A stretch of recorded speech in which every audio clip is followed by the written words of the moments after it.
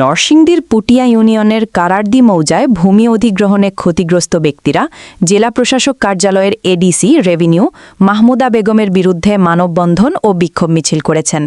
এ সময় এলাকাবাসী অধিগ্রহণ প্রক্রিয়ায় অনিয়ম ও হয়রানির অভিযোগ তুলে দ্রুত সমাধানের দাবি জানান। বক্তারা ক্ষতিপূরণ প্রদানে স্বচ্ছতা ও ন্যায় বিচার নিশ্চিত করার আহ্বান জানান। শিবপুর উপজেলার কারারদি মৌজার নারী পুরুষ সকল শ্রেণীর লোক এখানে উপস্থিত হয়েছে। তার একটাই কারণ, ঢাকা সিলেট মহাসড়ক হাইওয়ে মহাসড়ক 6 লেন হওয়ার কথা ছিল এবং 6 লেন অলরেডি হচ্ছে। রোডের পশ্চিম পাশ দিয়ে আমাদেরকে বারবার নোটিশ দেওয়া হয়েছে সেটা অধিগ্রহণ করার জন্য। আমাদের 7 ধরনের নোটিশ দেওয়া হয়েছে, 4 ধরনের নোটিশ দেওয়া হয়েছে। তারপর থেকে আমরা সেই সমস্ত জমিতে কোনো প্রকার স্থাপনা আমরা করতে পারি নাই, আমরা জমি বিক্রি করতে পারি নাই। আমরা অনেকে সেইখানে জমির বায়না করেছিলাম, সে বায়না টাকা পর্যন্ত আমরা অদ্যবধি ফেরত নিতে পারছি না বায়নাকারীদের কাছ থেকে। তার একটাই কারণ, আমাদের বিশিষ্ট শিল্পপতি আব্দুল কাদের মোল্লা সাহেব, ওনার এখানে শিল্প প্রতিষ্ঠান আছে, সেইখানে ওনার অল্প কিছু জায়গা পড়ে।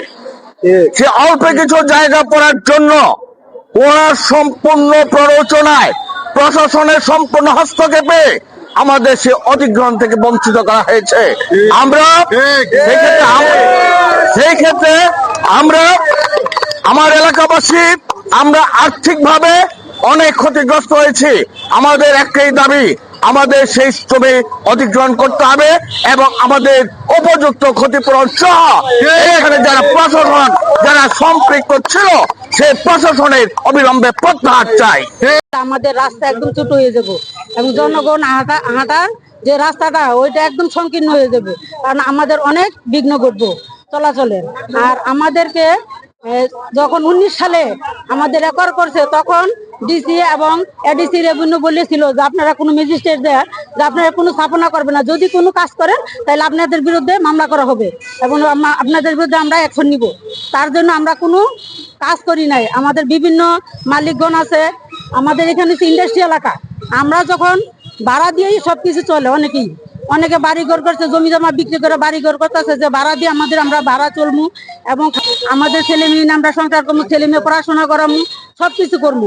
কিন্তু এখন আজকে 6-7 বছর যাবৎ উনিরা আমাদেরকে দেন দিচ্ছি, টাকা একর করছে, আজকে বিল দিব কালকে বিল দিব, এরকম ভাবে এখন পর্যন্ত এই পর্যন্ত নিয়ে আসছে।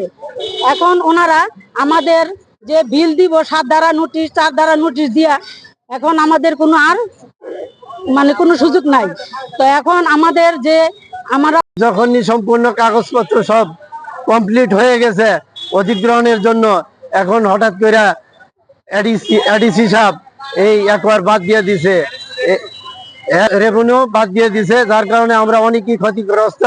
আমরা দেখে গেছে যারা 5 তলা ফাউন্ডেশন করছে, তারা 2 তলা করছে, 3 তলা করছে, 5 তলা করবে, কিন্তু তাদের বাধার কারণে আমরা আর করতে পারি নাই এবং ভাড়াও দিতে পারি নাই। তারপর আমরা যে সমস্যায় পড়ে জায়গা বিক্রি করব তাও পারি নাই। তারা বাধা দেওয়ার কারণে আমরা পাই নাই, এই জায়গা বিক্রি করতে পারি নাই। অন্য জায়গায় আমরা জায়গা বায়না করছি যে এই জায়গা নেওয়ার পরে এই টাকা দিয়ে অন্য জায়গায় জায়গা খরিদ করব, বায়না দিছি,